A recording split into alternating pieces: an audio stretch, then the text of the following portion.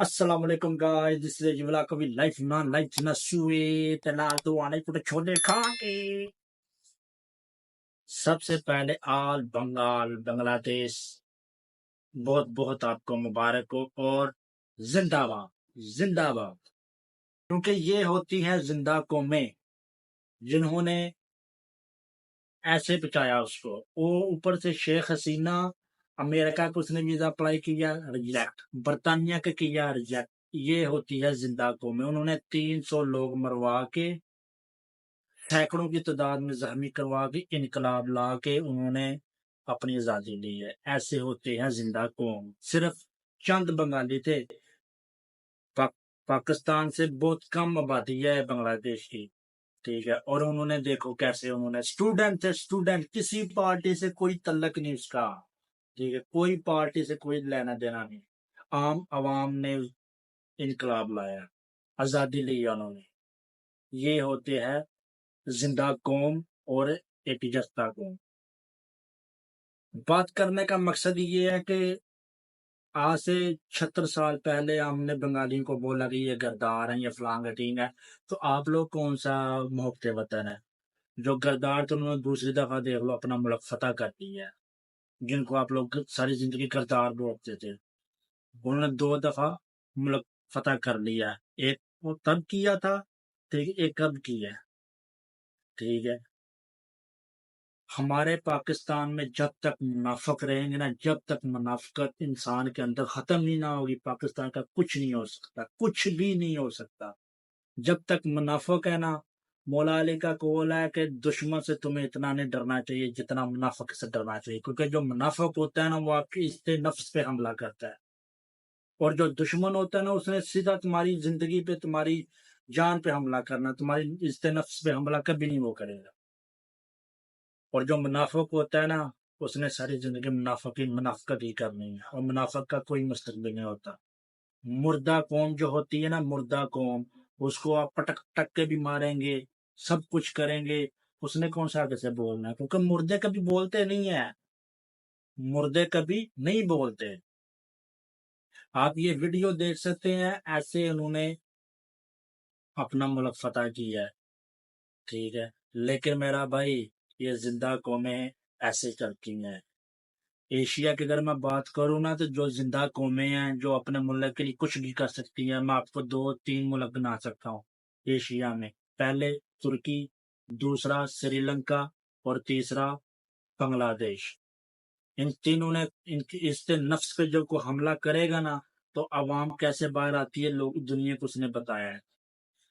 सिर्फ एक अल्फाज की वजह से शेख हसीना को उसका तख्ता उल्ट कर दिया उन्होंने, सिर्फ एक बार। और अल्फाज वो क्या थे, किसने बोला था कि ये जो सड़कों पे आए हैं ये दहशत गर्द है, जो सड़कों पे आए, अपनी अवाम को बोल रही है कि जो सड़कों पे आ रहे हैं ये दहशत गर्द है और हम इसको कुचल देंगे, ऐसे उसने बोला है। तो फिर अवाम ने बताया ना, फिर हम जो दहशत गर्द है ना, फिर हम कुछ भी कर सकते हैं।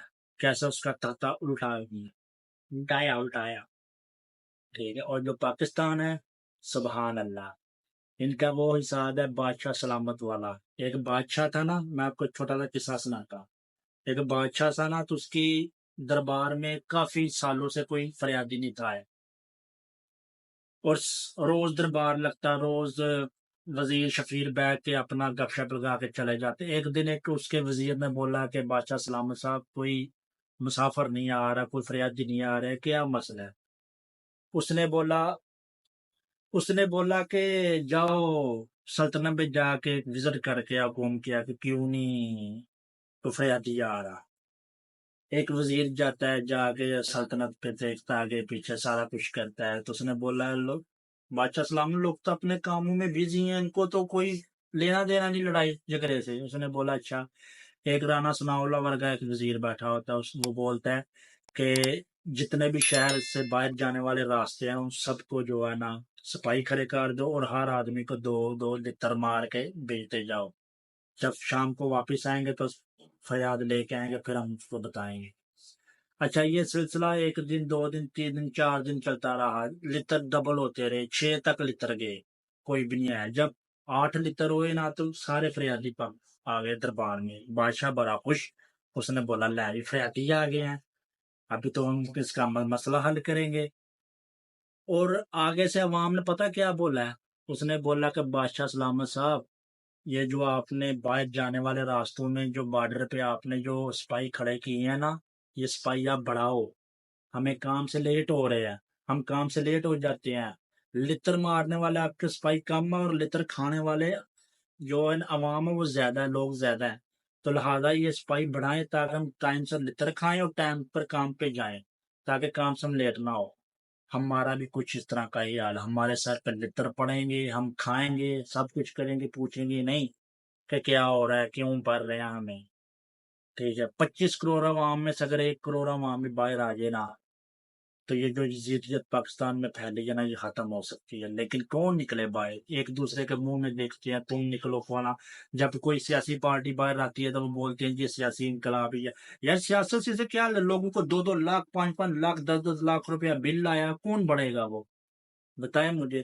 جماعت اسلامی نے پاکستان میں دھرنا دیا ہوا ہے, اسلام آباد میں 300 آدمی بیٹھ کے, وہ کیا کریں گے؟ بتائیں مجھے. وہ بھی گھر چلے جائیں گے, کیا ہوگا؟ کچھ بھی نہیں ہوگا. لہذا جاگ جاؤ تو بہت اچھی بات ہے, نہ جاگو گے تو لطر پہ رہے ہیں, کھا رہے ہیں, چس لے رہے ہیں, بس اللہ اللہ ہے اللہ. باقی تھوڑا سا غیرت کھاؤ, اگر نہیں کھا سکتی پاکستانی عوام, میں بھی بیچ ہوں, تو ایسے بوک میں پانی ڈالو اور ناک ڈبو کے فضائی لائی سے مفاد پا جاؤ, مر جاؤ, مر جاؤ. اوکے.